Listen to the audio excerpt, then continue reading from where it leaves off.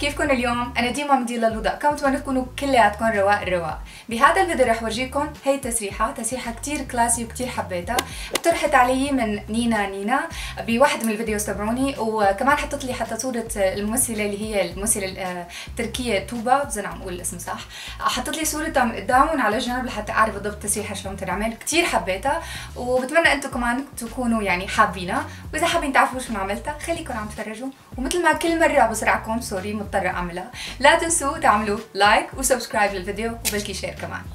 خلونا نبلش. اول شي رح اعمله اني سبل شعراتي، بس قبل طبعا لازم احمي شعري من الحراره، وحطيت له واقي الحراره سيلك إليمنت. رح تشوفوا كل اللينكس او الروابط للمنتجات اللي حاستخدمهم تحت بصندوق الوصف. هلا عم بلش اقسم الشعر لحتى بلش سبله، وعم بستخدم هاي الفرشاية، فرشاية التمليس، كتير لقيتها ظريفة لما بيكون الشعر مو كتير طايش، يعني مثل بحالتي انا ما صار لي زمان، صار لي يمكن كم اسبوع عاملة كيراتين، لهيك بصير كتير سهل علي اني سبله بهي الطريقة، كتير حبيتها لهي الفرشاية. هلا هيك صار جاهز. طبعا انا وفرت عليكم لانه يعني حالة مكررة، بس هيك عم فرشي شعراتي كلياتهم لحتى يصيروا كلياتهم سبلين، ولحتى سيطر على الشعر المتطاير واعطي الشعر لمعة وشوية نعومة، عم حط له زيت موروكان اويل، عم مشطه كلياته لورا لانه اصلا التسريحة هي كلياتها لورا، الشعر لورا. عم باخد قسم من فوق، انا عم جرب اقلد الصورة، عم باخد قسم من فوق تقريبا بس تاج الراس او الشعر اللي بتاج الراس، اخدته هيك قمته على جنب، وبعدين لحتى بدي احط هون الكعكة او اللي بتعمل الكعكة الدونات ميكر، عملت مثل ما شفتوا هون، عملت هي البوني تيل او ديل الحصان الصغير بس لحتى ثبته فيها، وهلا رح ثبتها بملاقة شعر، وبدي ثبت كمان البوني تيل بملاقة شعر لحتى يمسكها اكتر.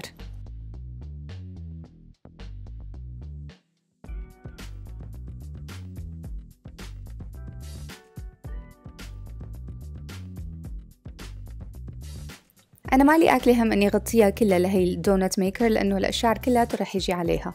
هلا عم بلش آخد الشعر اللي على جنب مثل ما كنتم شايفين، كترتهم شوي، أخذت من ورا الأذن شوي لأنه هي هيك بالصورة عاملة، وبدي ثبته فوق الدونات ميكر. هلا شو عملت أنا؟ ثبته بعدها مباشرة، يعني مثل ما كنتم شايفين على طرفها.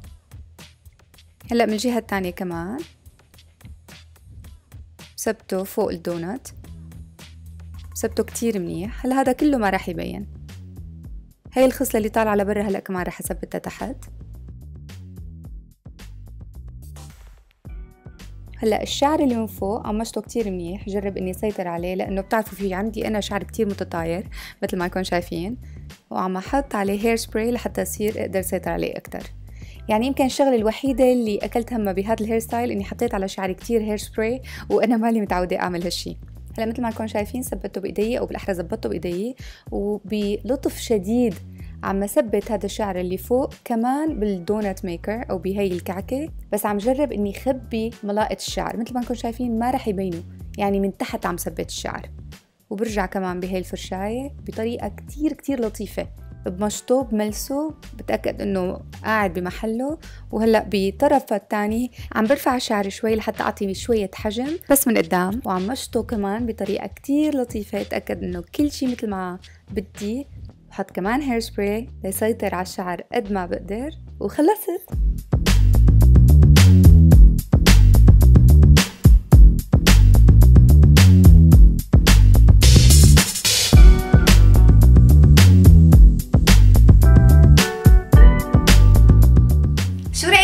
انا لقيتها اسهل بكتير من ما متخيله. صحيح انا اول ما شفت الصوره كتير حبيته للهير ستايل، بس كنت اكلي هم انه يعني شلون بدي اعمله، خصوصا ما عندي فكره يعني انه بدي ارتجل، بس كتير لقيته اسهل من ما تخيلت وكتير حبيته كمان. المهم رايكم انتم، خبروني شو رايكم، حبيتوها لهالتسريحه، لقيتوها سهله خرج انكم تعملوها؟ اي شيء حابين شاركوه معي بالتعليقات تحت الفيديو، كتير بحب اقرا. ومثل ما انكم شايفين اقتراحاتكم كتير بتعني لي، ولما بيكون في اقتراح بقدر اعمله كتير بحب اني اعمله، خليكم عم تقترحوا علي. وشو كمان، اذا حابين لهي القناه وحابين انه نكبر مع بعض، كتير بيعني لي دعمكم بانكم تعملوا له لايك لهذا الفيديو وتعملوا سبسكرايب للقناه وبلكي تعملوا شير مع رفقاتكم. وبس، بحبكم كتير كتير، بشوفكم الفيديو الجاي. باي.